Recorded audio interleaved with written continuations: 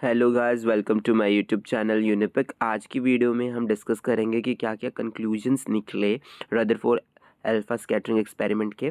तो सबसे पहला हमने देखा था कि गोल्ड फॉइल में से कुछ अल्फ़ा पार्टिकल्स क्या कर गए थे, सीधे स्ट्रेट पास कर गए थे। इसका क्या मतलब है कि एटम्स के अंदर कुछ स्पेस है जो कि एम्प्टी है, मतलब स्पेस क्या है, एम्प्टी है।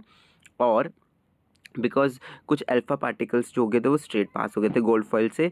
सेकंड पॉइंट हमारा ये आता है कि कुछ स्मॉल एंगल से डिफ्लेक्ट कर गए थे। इससे क्या कंक्लूजन मिलता है, जो एटम्स के पास स्मॉल न्यूक्लियस है, इसके पास पॉजिटिव चार्ज है, क्योंकि कुछ जो पॉजिटिव चार्ज हो गए तो स्लाइटली डिफ्लेक्ट हो गए थे स्मॉलर एंगल से, ठीक है।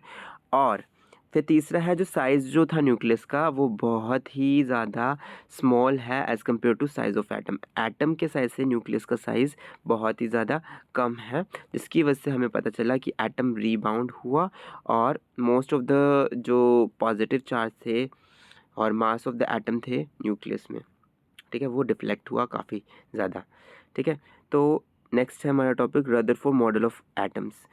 An atom has positively charged nucleus at its center and most of the mass of the atom is in the nucleus। तो ये इससे क्या बता रहा है रदरफोर्ड मॉडल एटम्स का, कि एटम्स क्या है वो पॉजिटिवली चार्ज है न्यूक्लियस में और के सेंटर में पड़े और ज़्यादातर मास जो है एटम का वो न्यूक्लियस में ही है।